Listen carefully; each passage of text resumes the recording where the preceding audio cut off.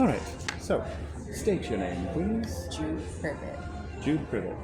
And tell me a little bit about your identity. I am a trans-masked, non-binary person.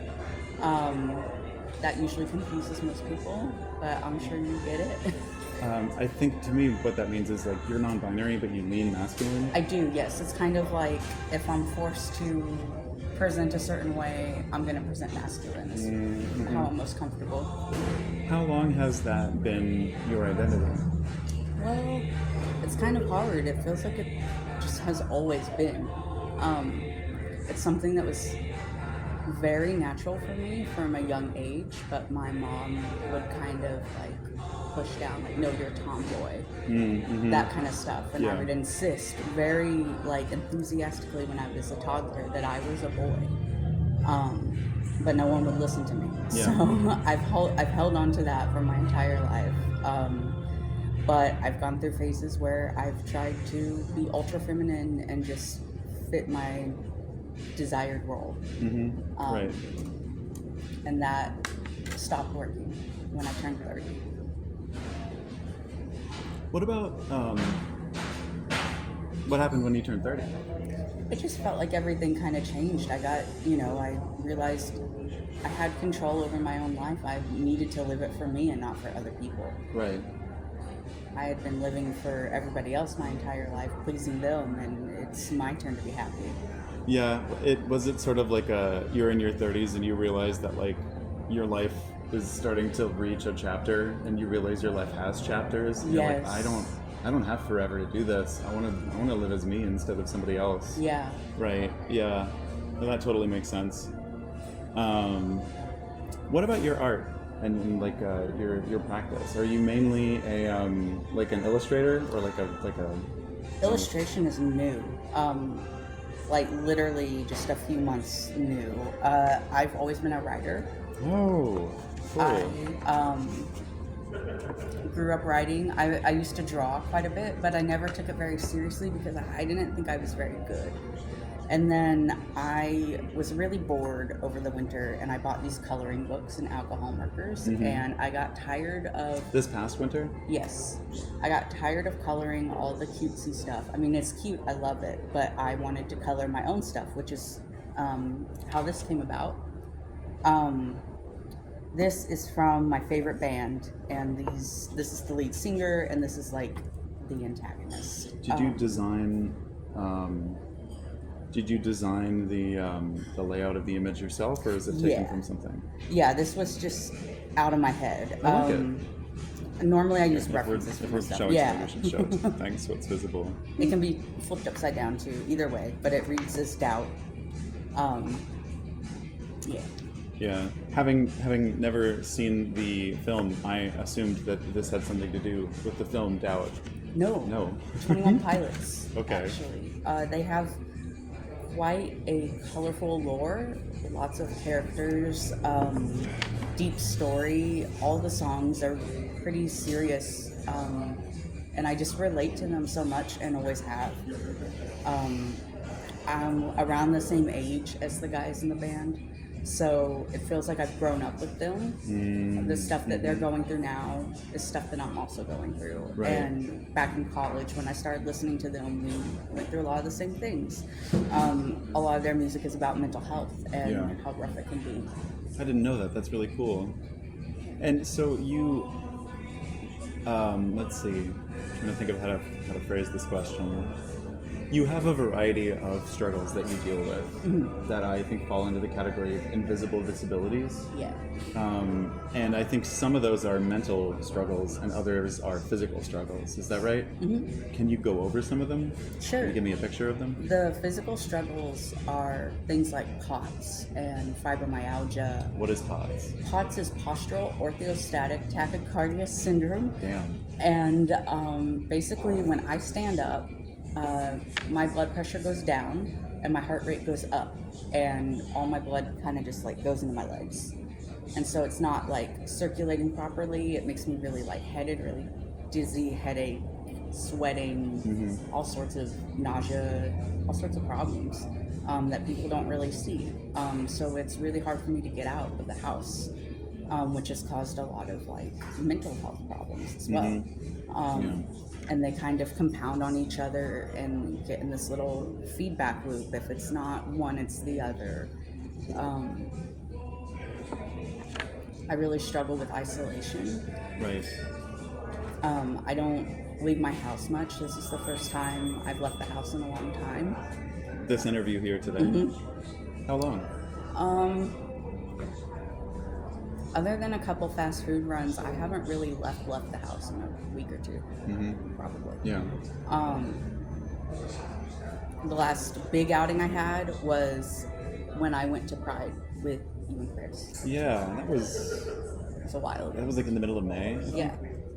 So, how are you like surviving right now? Are you on disability? I am on disability. It's a struggle. They don't give you enough to live off of. Well, and they also limit your capacity to make other other forms of income. Is that right? That is right. So I've never really gotten to make any extra money on the side. Yeah. Despite everything. Yeah. I can make a little here and there, but once you get over $200, they want you to work. $200 extra from somewhere else? Yeah. That's got to be a lot of pressure on you. It seems like there's a lot of different factors kind of holding you in place as a person. Like, it's like in one corner you've got the disabilities that are preventing you from being able to function normally, and on the other you've got the fact that the government kind of requires you to stay in that same place in order to continue receiving assistance. And it's really messed up because it doesn't really allow me room to grow or to breathe even. I barely make it through each month. It's a struggle. I honestly sometimes skip meals. I don't go out and do things with people. I don't buy things for myself hardly. Clothes, that kind of stuff. I'm very limited on pretty much everything, and a lot of people, until they're in that specific situation themselves, they just really don't understand how limited you are when you're disabled and you're stuck on disability. One of the things I think I'm the most curious about is the fact that a lot of disabilities have comorbidities with each other, which is basically when two different like disabilities or diagnoses interact with each other in a way that makes a new problem. And I think that's one of the most important parts of having a disability, is all of the different ways that they can be comorbid with one another. Yes. And with the variety of problems that you've got, I'm sure that there are some really significant ones. What did my camera just do? I think it just turned itself off, which is probably for the best. Thank you, camera. What are some comorbidities that you have? Well, I have POTS and fibromyalgia and IBS, so that all kind of plays together. And then I'm also autistic and I have ADHD. Right. So that all plays together. Yeah. It's possible I have EDS, but it takes a genetic test that I haven't been able to have yet. At one point they thought I had mast cell activation disorder. Still could have that. I have gastroparesis as well. Have had that since 2012. So basically, it's hard to eat. It's a real struggle. Almost everything upsets my stomach. Yeah. I can't really go out much because I'm so dizzy all the time from just the littlest of exertion. I can't like keep up with my house really and all that stuff, and it kind of just piles on to this like big mess. Yeah. And there's not a lot of resources for young disabled people. Right. That makes a lot of sense. Let's see. Overall, even though they might seem kind of like futile goals, what would you say your overarching goals as a person are in life? Honestly, just to remain a person, not let my disabilities wipe me away into nothing but hazy days. I want to keep making art. I have things to say, and I want to be purposeful to society, and I want to prove that you can do that without working a 9-to-5 office job. Right. Like, something I know from history is that one of the most useful places that people with disabilities have in society is by informing others about how those disabilities affect them, because oftentimes, despite the common belief that people who are disabled in some kind of way are generally people that are weak and need to be protected, in a few like specific circumstances, they're actually fonts of wisdom when it comes to very specific things. Like, for example, protecting yourself from COVID is something that people with immunocompromised disorders could probably have a lot of say in, stuff like that. And oftentimes recognition comes from communities that are already marginalized, like being queer or like having a status as an immigrant or something like that. So one would presume that the fact that you are a queer person would at least have led you to some kind of support from other people in your community. Sometimes. It can be difficult. When I was in college, I tried to come out. And I tried to kind of come into the community. But there were a lot of trans medicalists in the community back then. Mm-hmm. They were very like... Which is the belief that non-binary, that like being trans is about transitioning from man to woman and woman to man. And you do it medically. Yes. You have to have this, all the surgeries, all the hormone therapies, all that stuff to be considered valid. And I don't believe in that. That was a big deal back then. It was. And the pressure from that actually pushed me back into the closet. It was less of my family and more of that pushed me back in back then. And it took a lot of like inner work to realize that I didn't have to do all these specific things in these specific orders to be trans. Yeah. And once I realized that, I felt pretty free. It's only just now that I'm starting to find community. It's really hard when you're disabled and you can't get out. Yeah. I know there's the internet, but it's really hard to find safe spaces online. It is. Well, and a lot of like, from the other like more online people that I know who are queer, it's a lot of like Discord servers and like Signal chats and stuff like that, or at least those are the places that are less parasocial. You know, because like there's creators on Instagram and TikTok that you can follow, but that's not really a community so much as like people that are all aimed at one person. And they're all trying to sell you something still. Yes, usually. right. Or wanting money for something to supplement their own incomes or for fundraisers, which is great. I have no problem with that. But it's hard to find community in those places. So it's taken a lot of work and a lot of time, and it was only actually through AoL that I've been finding community.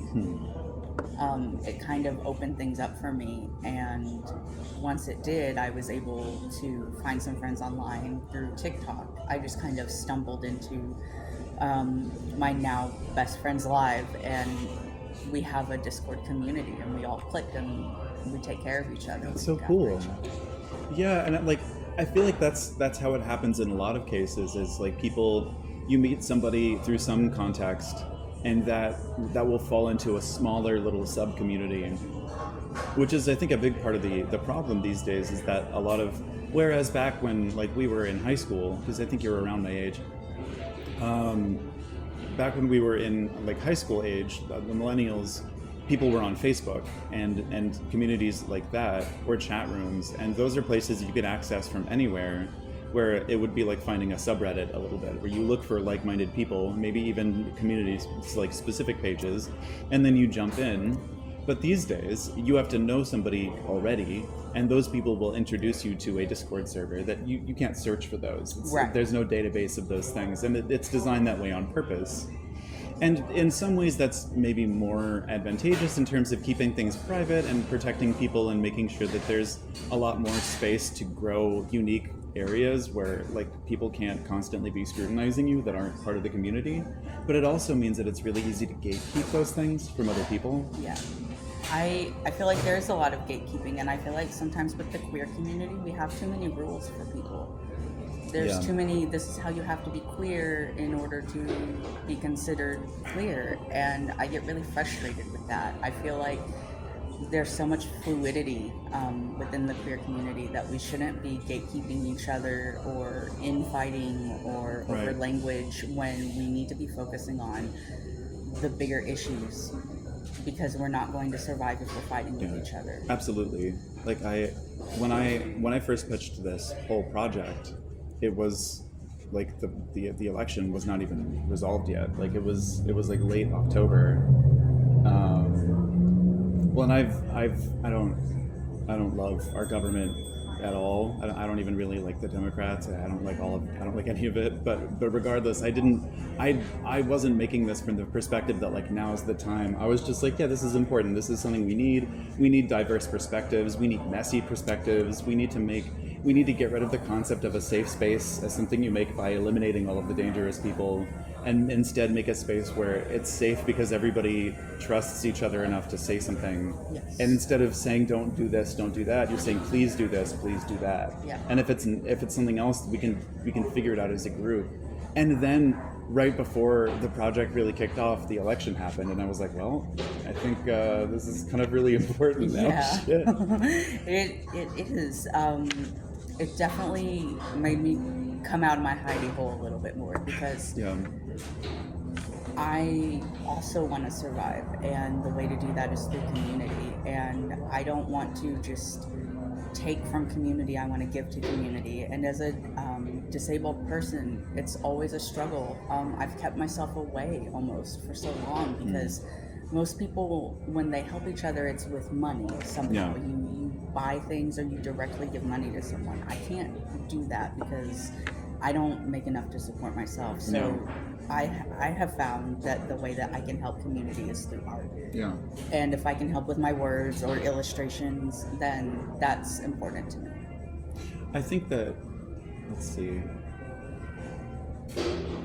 how do you, being someone with like disabilities myself, and having a partner who is extremely disabled, also in a mostly invisible way, I know that doing more often requires overexertion. It involves, like, you either have to have, like, the more disabled you are and the more you're trying to do, the more you're going to have to lean on something. And that something could be a healthy support network and a lot of resources, or it could be overextending yourself and like leaning into addictions and other maladaptive coping skills. How have you been, like, because I'd say overall this project and the momentum that accompanies it for you personally has involved going outside your comfort zone. It really has. How have you been managing that without kind of sinking under the water? I think I wouldn't say that I'm not sinking. I very much feel like I'm sinking. It's rough to keep my head above water. Yeah. For example, I was not comfortable with my drawing skills, and now I'm making posters. Yep. And prints. Cool posters. I'm pretty happy with them. They're not like the greatest things ever, but I feel like they get my point across, and that's all that really matters to me in the end, is people understand the message. You can draw a functional human hand. Your words are legible in the ideas that they're communicating. Makes sense. Should I show? Yeah, I'm sure that. It's got a smudge. I like it. Yeah. It took a while to draw that hand. I'm very proud of it. But yeah, I wouldn't say I'm like a perfect person who has it all together. I do have coping mechanisms that probably aren't healthy.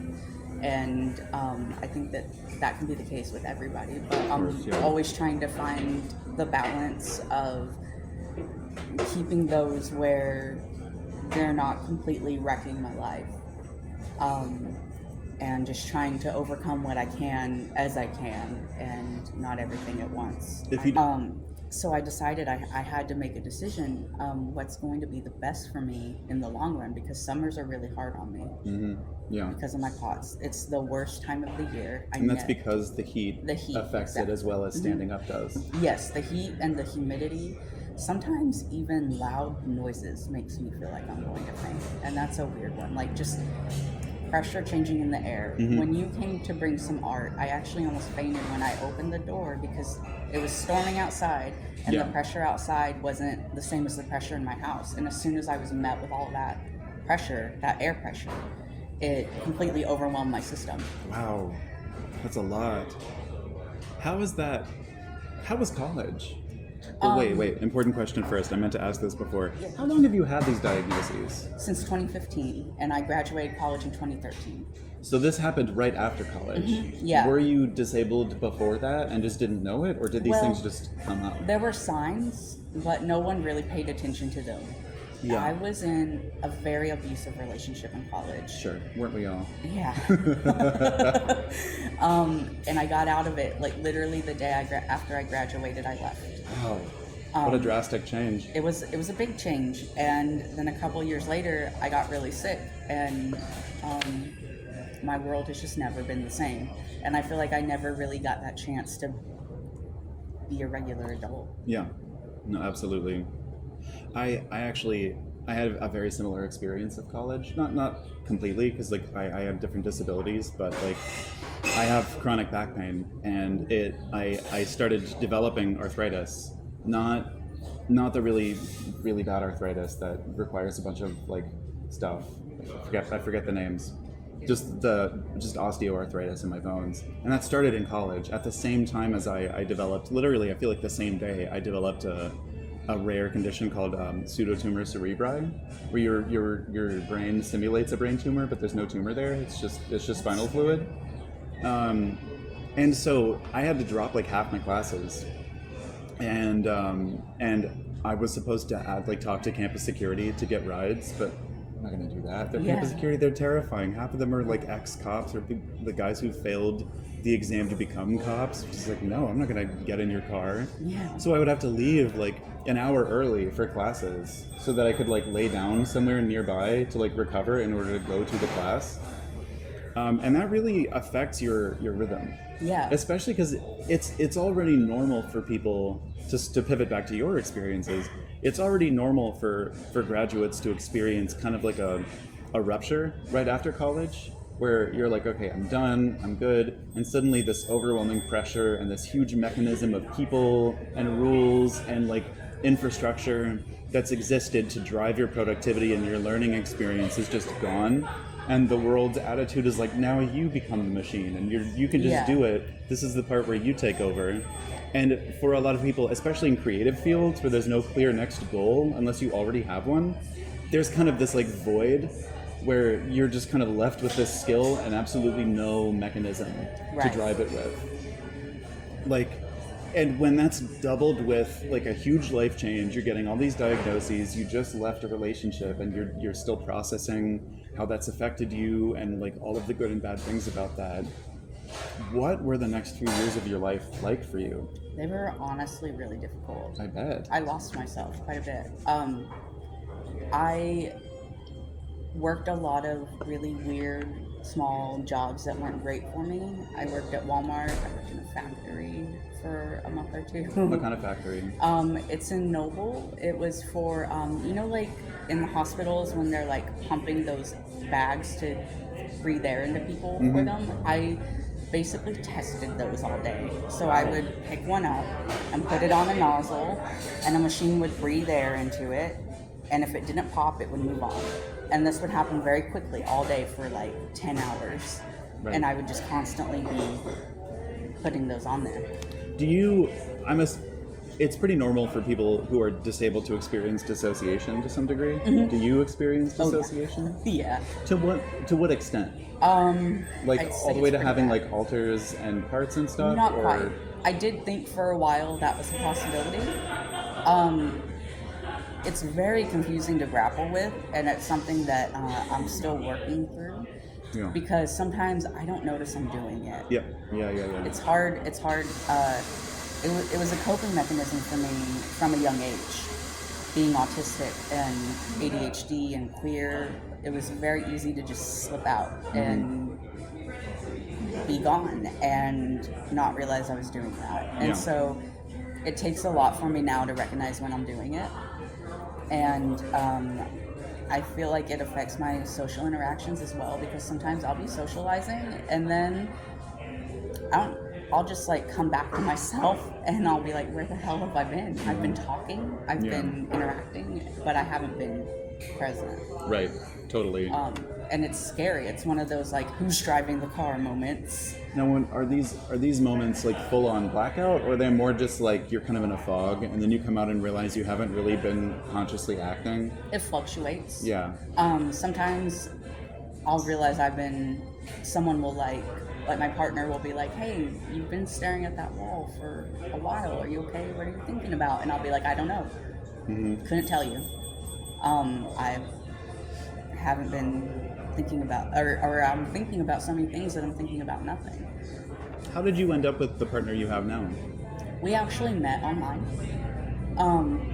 I forget which dating site. We ran into each other like twice on 2 different dating sites, and so I was like, okay, I'll give this a shot. I had kind of given up hope on dating. What year was this? This was right before the pandemic, so I want to say like 2018. So it had already been 3 years since you graduated college. You're 3 years into having these diagnoses. Generally, what's the flavor of your life like when you start this new relationship? It was a little difficult. We are both disabled. Right. So we understood each other, but there was a lot of learning what each other's limits were physically and mentally, with what we could eat, how long we could be up on our feet, how long we could be out, and those kinds of things. And it's changed drastically since the pandemic. We've both kind of like gotten worse, almost regressed, to the point of both of us are on disability now. Yeah.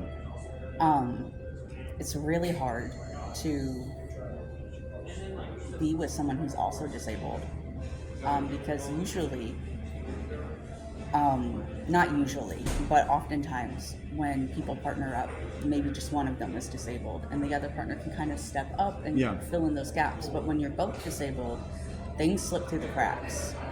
So it's a very difficult thing to handle. How long have you guys been together? Well, I guess since then, that would be like 6 or 7 years? Yep, 7 years. That's a long time. It is a long time. Especially for, like you said, a relationship that inherently has to come with a certain level of dysfunction that's just necessary. Yeah. Do you feel like stigmatized by people because of that? A little bit, just because I'm queer, I'm disabled, he's disabled. You know, once I came out, it got worse. You know, people just, I don't know. I don't know exactly what people think of us, but I have ideas, and they're not great. You were in the closet to your community when you guys started dating. I was in the closet to him even. I was in the closet to myself. Yeah, okay. I had pushed everything so far down that I was in denial about a lot of it. So you'd known that you were trans instinctively for pretty much your whole life, but it took you until 2019, 2020 to really come to terms with what that meant? Yes, exactly. And that I needed to actually do something about it, that I couldn't just let it be this thing that I keep putting on the back burner to maybe deal with some other time, because some other time is now. Yeah, totally. So when you guys started dating, to everybody else around you, is your partner a cis man? Yeah. To everybody else around you, y'all were just kind of a normal heterosexual relationship, nothing to see here. Yeah. And then, like partway through, it just becomes a gay relationship of some kind. What were the people in your life? What was their reaction? Not supportive. Was this family and friends? Family and friends. Wow. I lost a lot of people. I don't have very many people left. I don't have very many IRL friends anymore, and I lost quite a few of them. But it's weird because I've also gained so much more in a weird way. Yeah. Right, because like you lose all these people, but at the same time, it's like a little bit, it hurts and it stings to have people like ostracize you like that. But at the same time, still being able to then be yourself has its own kind of freedom with Right. it. And it draws people in Right. when you're living in your authentic self. And I feel like I was so unhappy before. And I think people could tell. And I think that really affected my relationship with my family and my friends. I just wasn't as close to people. Yeah. And now I'm able to be more vulnerable and open and ask for help even when I need it. Whereas before I would never, ever, ever ask for help. Something that I've seen a lot is this dichotomy where, like, and I think this is one of the problems with the queer community, personally, is that a lot of people have a lot of experience that makes them wise about very specific things, like living with a disability and teaching yourself a skill and kind of being forced to divorce yourself from your family while not being able to support yourself. Those are challenges. Those are big challenges. No matter how much people try to portray you as somebody who's weaker, those are struggles that you had to survive. And any form of survival inherently requires you to have and gain a level of knowledge and instinct, so that when it comes up again, there's a thing inside you that says, oh, we've seen this before. Yeah. I know what to do here. Yeah. And that applies to your life in so many different ways. I think it applies to being a trans person. It applies to having invisible disabilities. You guys are closing soon, right? Just 5 minutes. Yeah. Okay, cool. No Thanks. Rush, no rush at all. But I feel like I've seen this before in a lot of queer spaces where that intrinsic respect based on experience is not granted. Yeah. Would you say that that's a fair assertion? I think so. I think it's it can be really hard to earn the respect of other people. Well, especially because, like, in my experience as a person, the moment somebody forces you to prove yourself to them in a social space, it's already clear that they're not really willing to see you. Yeah. It does feel like there are hoops that you have to jump through just to be part of the community, and I don't think that's really fair. Well, no, and I in my experience, I'm wondering how this lines up with yours. When I come across those sorts of places, my gut reaction is to stop trying, rather than to try to win their respect. Is to be like, well, I don't want to be a part of this then. Yeah. If you're going to try to weigh all these things against me, what's the point? Like, so it seems like the more that happens, the more you really feel like there aren't actually queer spaces for you. Mm-hmm. So in a hypothetical space where you could do anything, like socially, what community do you want or need? I don't know. That's a really, I don't know if my autism is just Let me give you some examples. Yes, please. Yeah. So, like, community can be a lot of things, right? Like, it could be a place to go where, like, it's just a place to be and people that you know that are kind of in your space. It can also be, like, resources and supplies. Community can be, like, gatherings, places to go on holidays where there's usually family or maybe traumatic memories to deal with. Like, a lot of queer spaces have, like, Friendsgivings or, like, Christmas celebrations or New Year's parties or and this doesn't just apply to queer spaces, it's also, like, mental health spaces like Clubhouse Tulsa, like, not Tulsa, but the Clubhouse system that exists all over the world, honestly. Like, that's one thing that I think a lot of people need and can look for, but it's also a place where someone doesn't have to prove themselves, just getting to be around other people. I feel like AoL in this project has done a really good job of that, because I've tried to insert myself and get my foot in the door so many places, and I've just been told, like, no, or not. It's almost like I'm not trans enough or queer enough, or I'm too autistic, or I'm not autistic enough, or just every different community has what they think they want, like these guidelines. And if you don't really match up with them, then you're not really in. And I've never really felt in anywhere my entire life, if I'm being honest. This is the closest. And it was scary to even reach out and apply to be part of AoL, because I wasn't sure how my work and my voice would be taken. And so to have a place where I can say what I need to say has been very important to me.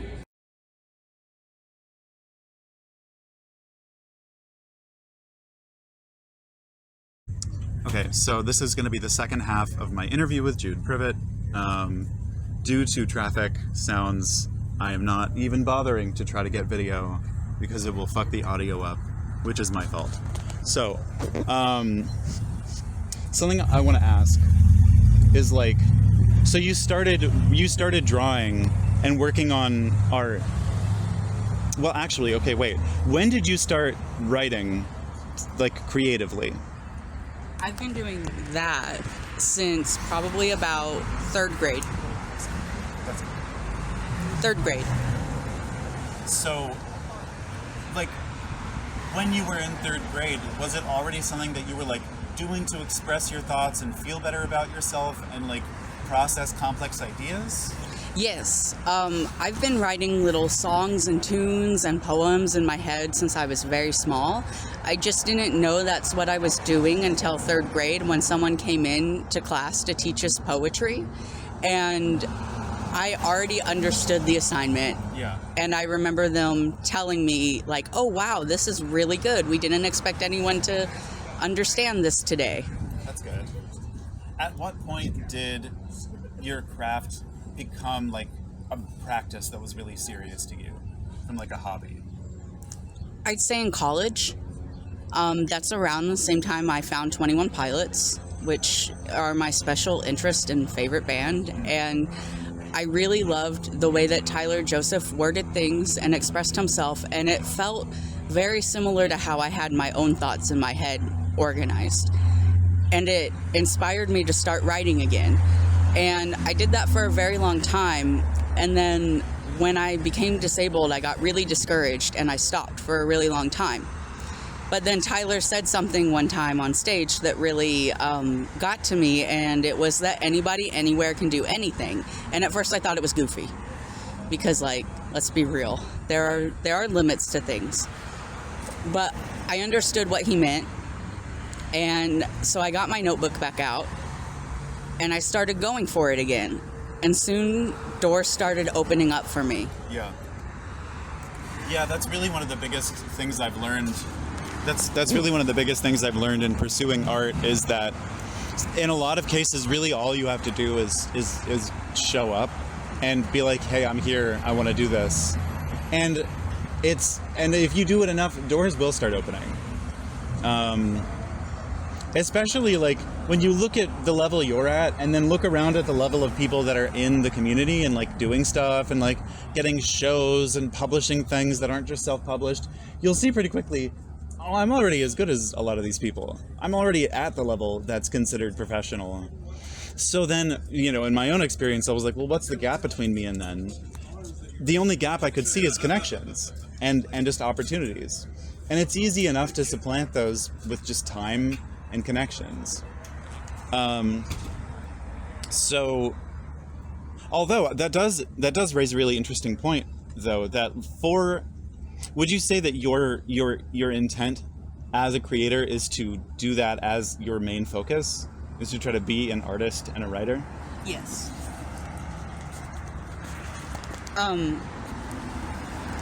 Mostly I want to do it because earlier, like I said, I want to prove that you can be disabled and still find purpose in this world. You can still do things that aren't, like, capitalistic and find purpose in life that way.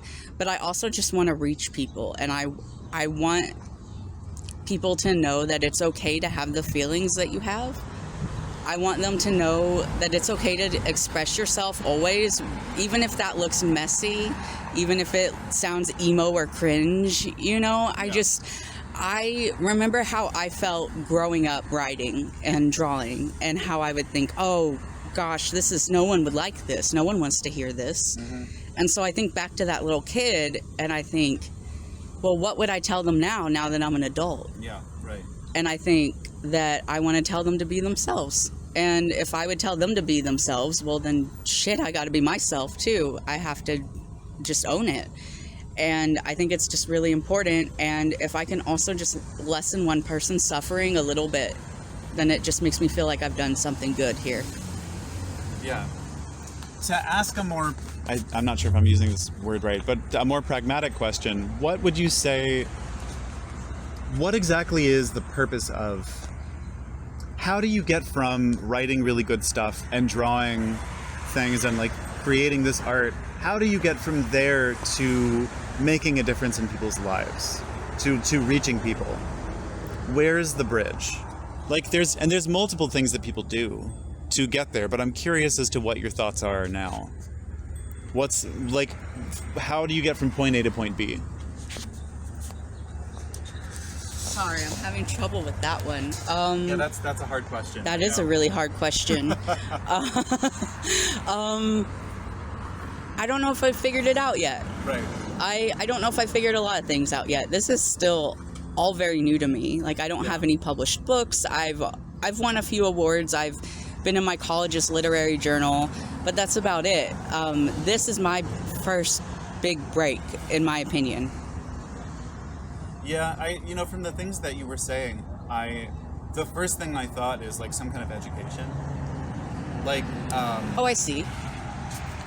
there's a lot of small like summer art programs, for example, where there's like small creative writing classes for certain age groups, where someone like you would probably be like a welcome like addition to like a team of volunteers or something like that. Granted, having several disabilities, that might not, I don't know how well that would vibe with you, because like it's hard to watch out for people when you can't really watch out for yourself. But like that's one example at least of ways to bridge that gap.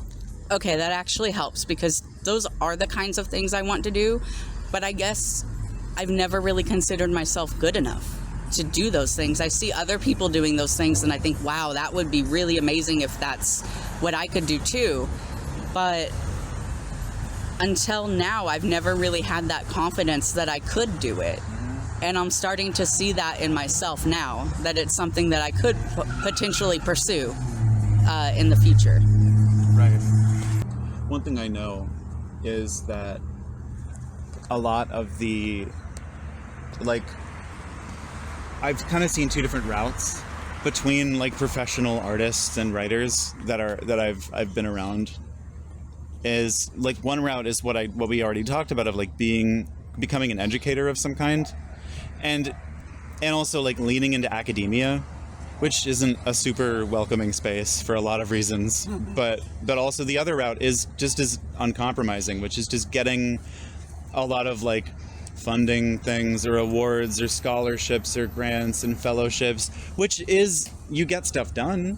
But like on one hand, you have to just kind of take whatever money people are willing to throw at you, no matter what the consequences are. It involves a lot of moving around, a lot of like, no matter what, it's all very based on like connections and like schmoozing with people and like stuff that inherently comes difficult for people that are already dealing with so many like barriers and layers. Which is where community organizing comes in, I think, with stuff like this, is that you need to have people that are actually in your corner and that aren't looking to take your art and use it for their own image or for their own profit. I don't even really know how that translates into a question. I have a story. Yeah? A couple of stories. So, growing up, I was heavily bullied for being queer, for being odd, for being disabled. Not disabled, I'm sorry. I had an eye patch as a kid. So, I got made fun of a lot for that. Sure. So I just grew up from a place of being bullied. And I understood from a young age that I didn't want to live in a world like that. Mm-hmm. And that if I could do something about it, I would. And one of the examples I have of the actions that I would take as a young person was when I want to say 5th or 6th grade, I was really upset about like pollution and global warming and all of that stuff. And so I made my own neighborhood environmental protection agency. Oh, that's so cute. We had little name badges and everything. And I made a newsletter, and I thought I was going to change the world. I didn't, obviously, but it's still something I want to do. And something I've always wanted to do is speak to schools, to kids. Mm-hmm. Yeah. And like, on like an anti-bullying track. Mm-hmm. And that's something that I've always kind of dreamed of doing. And it's only been until recently that I realized that it's something that I actually could do. I just always thought, that's not for me because I'm not good enough. And it's taken a lot of art and a lot of growing and a lot of help from other people. But through all of this community, it's built my confidence. And I feel like I can go chase my dreams now. Well, in a lot of things like that, it's really a matter of like finding somebody who is already doing like anti-bullying, like school tours, and just emailing them and being like, hey, do you need another speaker for the Norman area? And if maybe they're like, well, I don't, but I know this other person, and so on and so forth. Like, a lot of how stuff like this gets done is just through people reaching out. And that's the scary part, right? It is the scary part. But it also, it's really telling that even despite that there's so many people that feel shut out from those spaces. And like, there's this weird dichotomy there where on one hand, it feels really easy. And it's one of these things that like all you have to do is reach out and like people are willing to see you. But on the other hand, there's people that feel exactly the opposite way. That's like, I feel completely unseen and all of my attempts to be heard have been completely ignored.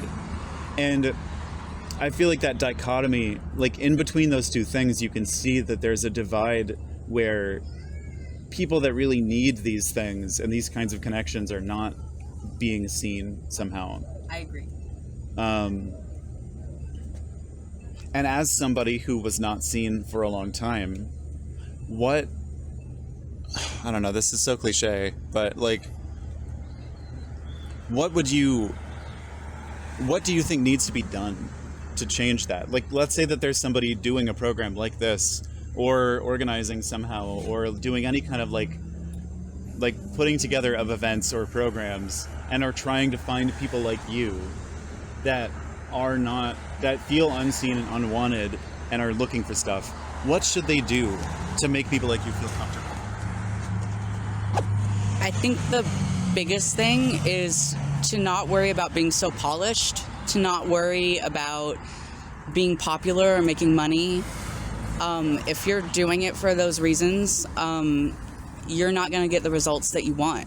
You're going to get a washed down version of what you've asked for. And I feel like you have to embrace radical amounts of empathy. Because sometimes letting people say uncomfortable things, messy things, is them being seen. And it may not give you the best image in the world. But that's how people are really seen, is just letting people authentically say whatever they want, without the fear of being made fun of or rebuked or corrected, those kinds of things. I feel like, I don't know if that was a good answer. I think that was a great answer. Because what you're basically, my takeaway from that is like, if you're trying to find these people and empower them, but you're also trying to like make a profit and like advance yourself as an institution, you probably can't accomplish both of those goals at the same time. And I think that's a really, really important takeaway for that stuff, is like, you can't do both of those things. If you're trying to reach marginalized people that are not being seen, you're not going to do that and also like rake in money.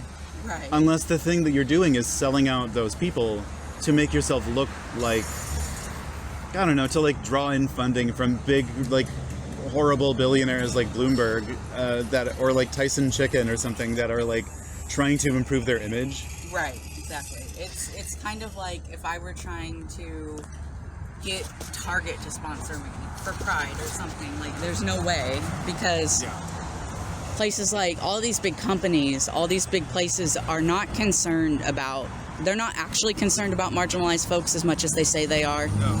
Yeah. And I feel like everybody gets swept up. Once people realize they can make money doing something, it's really easy to get swept away doing that. And you can easily lose focus on what the real goal was in the beginning. And you can lose yourself. I've got two questions. Or more. To close things out. The first one is, what do you think, if you could change anything about the queer spaces that you have access to, what would you change?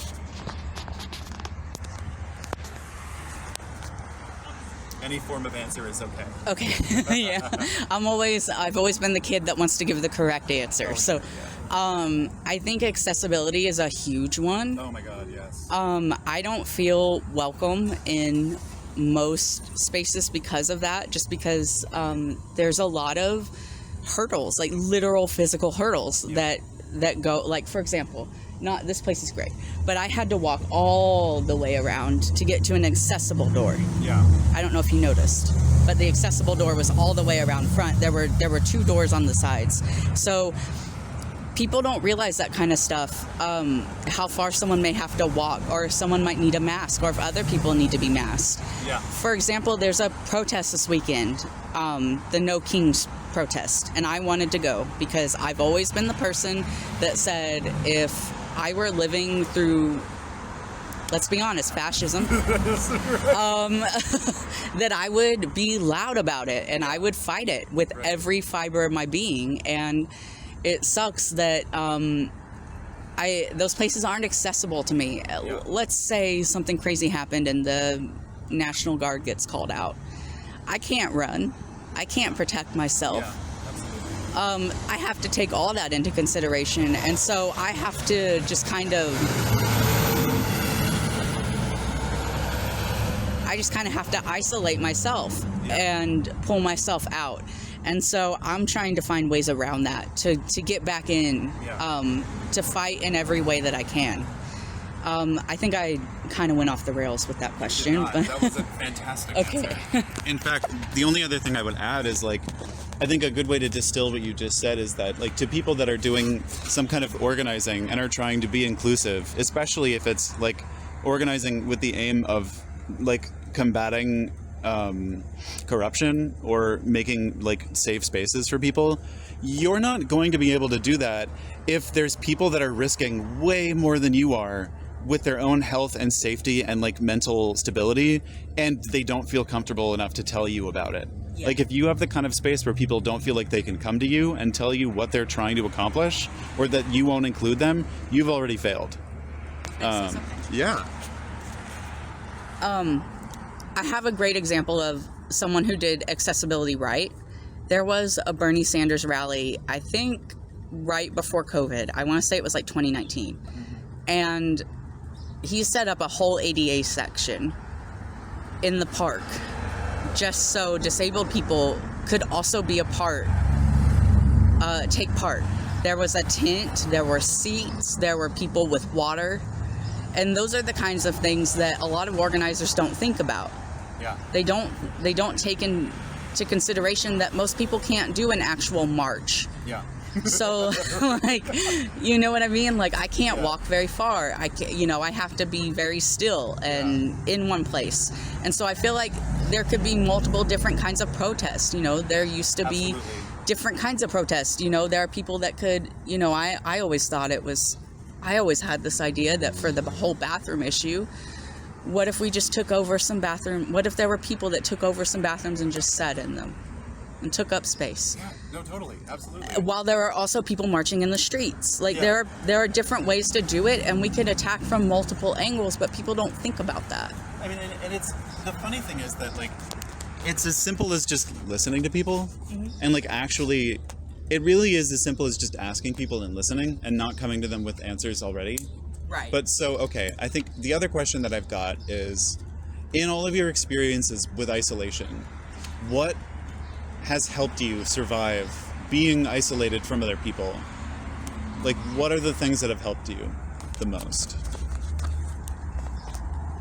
This is gonna sound corny, but it is absolutely 21 Pilots and music in general. The words of support, the feeling of being seen, even though they're not exactly speaking out on everything going on in the world, they're still speaking out about important things, and their whole goal is to try to live as long as you possibly can and to take up space and to keep fighting your demons and to keep going. There's just so many of their songs that have made me feel so less alone, and they've not the thing that's so powerful about, and this could be any band for anyone. I'm not saying this is like the one all end all be all band. I'm saying, you know, music has helped me in the sense that the way art has, sometimes people make things and they may have one intention of what they mean it to be. But you can take so many different meanings from it. And I could take something like a silly 21 Pilots song and go into a really scary medical procedure, and that be my mantra. And that's like how I get through it. Absolutely. Is I use the lyrics like mantras to help me get through it. And to me, that's just really powerful. I love that. I think that's so useful. Well, thank you so much for talking with me. I hope that after this project that you continue to find a healthy balance between pushing yourself outside your comfort zone and also going back to your comfort zone so that you don't get burnt out and overextended. Lastly, do I have your consent to publish the audio or video recordings of this conversation? Yes, you absolutely do. And I want to make it crystal clear that at any time you can rescind that consent. Understanding that the internet is the internet, and like I can't. Once it's out there, it's out there. Right, and also that like before I publish anything, because I'm probably gonna have to edit it, I will send it to you to double check that there's nothing that you would like changed. Okay. Okay. Cool. Anything else you want to state before we close things out? No, I just want to say thank you for doing this, because like I said earlier, it's giving me ways to grow and change very quickly, and it's boosted my confidence and made me feel like I can actually chase my dreams, which is something I didn't think I could do for a very long time. Glad to hear it. Yeah. Alrighty. Cool.